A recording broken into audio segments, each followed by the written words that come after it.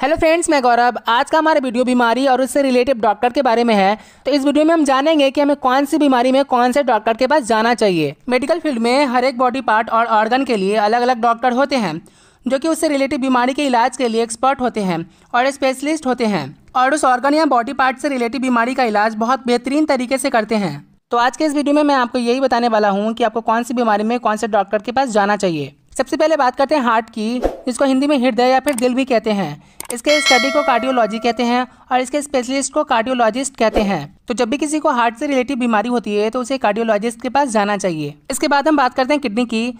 तो हम सबको पता है कि हमारे पास 2 किडनी होता है। तो किडनी से रिलेटिव स्टडी को हम लोग नेफ्रोलॉजी बोलते हैं और इससे रिलेटिव डॉक्टर को या स्पेशलिस्ट को नेफ्रोलॉजिस्ट बोलते हैं। तो किडनी में अगर प्रॉब्लम हो जाए या फिर स्टोन हो जाए या फिर किसी भी तरीके का प्रॉब्लम हो तो हमें नेफ्रोलॉजिस्ट से संपर्क करना चाहिए। इसके बाद हम बात करते हैं लीवर की। तो लीवर हमारे बॉडी का बहुत इंपॉर्टेंट अंग है।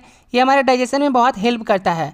इसके स्टडी को हिपैटोलॉजी बोलते हैं और इसके स्पेशलिस्ट या फिर डॉक्टर को हिपैटोलॉजिस्ट बोलते हैं। तो अगर आपको लीवर से रिलेटिव या फिर जिगर से रिलेटिव कोई भी प्रॉब्लम होता है, जैसे फैटी लीवर या फिर लीवर सिरोसिस के कंडीशन में, आपको हिपैटोलॉजिस्ट के पास जाना चाहिए। इसके बाद है बोन। तो बोन से रिलेटिव स्टडी को ऑस्टियोलॉजी कहते हैं। अगर आपको बोन से रिलेटिव किसी भी प्रकार का प्रॉब्लम हो तो आपको ऑस्टियोलॉजिस्ट के पास जाना चाहिए। नेक्स्ट बात करते हैं हेयर की। तो हेयर से रिलेटिव स्टडी को ट्राइकोलॉजी बोलते हैं और जब भी किसी को हेयर से रिलेटिव प्रॉब्लम हो तो उसे ट्राइकोलॉजिस्ट से मिलना चाहिए।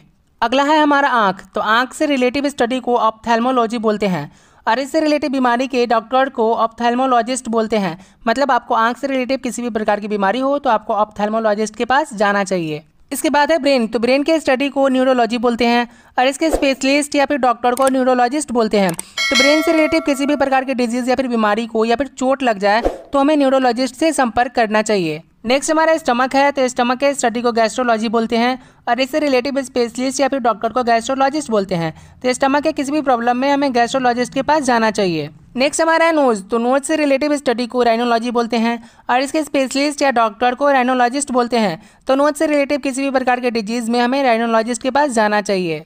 इसके बाद यहाँ पे है लंग्स। तो लंग्स को हिंदी में फेफड़ा बोलते हैं। लंग्स के स्टडी को पल्मोनोलॉजी बोलते हैं और इसके स्पेशलिस्ट या डॉक्टर को पल्मोनोलॉजिस्ट बोलते हैं। तो हमें अगर फेफड़े से रिलेटिव किसी भी प्रकार की डिजीज होती है तो हमें पल्मोनोलॉजिस्ट के पास जाना चाहिए। नेक्स्ट हमारा है यूरिनरी ट्रैक्ट। तो हमारे किडनी से 2 नली निकलती है जिसे यूरेटर बोलते हैं और जो जाकर ब्लैडर में मिलती है, जहाँ पे हमारा यूरिन कलेक्ट होता है, और उस ब्लैडर से भी एक नली निकलती है जिसे यूरेथ्रा बोलते हैं। तो इन सब के स्टडी को यूरोलॉजी बोलते हैं और इसके स्पेशलिस्ट या डॉक्टर को यूरोलॉजिस्ट बोलते हैं। तो किसी कारणवश हमारे पेशाब की नली में इन्फेक्शन हो जाए या फिर ब्लैडर में स्टोन हो जाए तो हमें यूरोलॉजिस्ट से मिलना चाहिए। इसके बाद है ब्लड। तो ब्लड के स्टडी को हम लोग हिमेटोलॉजी बोलते हैं और इसके स्पेशलिस्ट को हिमेटोलॉजिस्ट बोलते हैं।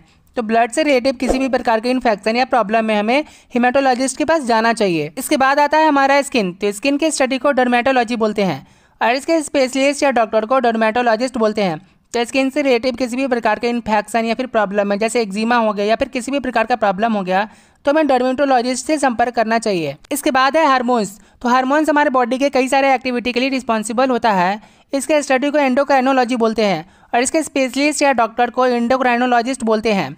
अब हार्मोन से रिलेटिव किसी भी प्रकार की बीमारी के लिए, जैसे डायबिटीज हो गया या फिर थायराइड हो गया, इन सभी के लिए हमें एंडोक्राइनोलॉजिस्ट के पास जाना चाहिए। नेक्स्ट है हमारे पास टूथ, जिसे हिंदी में दांत बोलते हैं। इसके अध्ययन या स्टडी को हम लोग ओडोंटोलॉजी बोलते हैं। इसके स्पेशलिस्ट या डॉक्टर को हम लोग डेंटिस्ट बोलते हैं। तो दांत से रिलेटिव किसी भी प्रकार के प्रॉब्लम, जैसे दांतों में दर्द होना या फिर किसी भी अन्य प्रकार के प्रॉब्लम में हमें डेंटिस्ट के पास जाना चाहिए। नेक्स्ट हमारे पास है कैंसर। तो कैंसर के स्टडी को ऑन्कोलॉजी बोलते हैं और इसके स्पेशलिस्ट को या फिर डॉक्टर को ऑन्कोलॉजिस्ट बोलते हैं। तो वैसे डॉक्टर जो कैंसर के केस को देखते हैं वो ऑन्कोलॉजिस्ट कहलाते हैं। नेक्स्ट हमारा है मेडिकल इमेजिंग। तो सबसे पहले मेडिकल इमेजिंग को समझते हैं।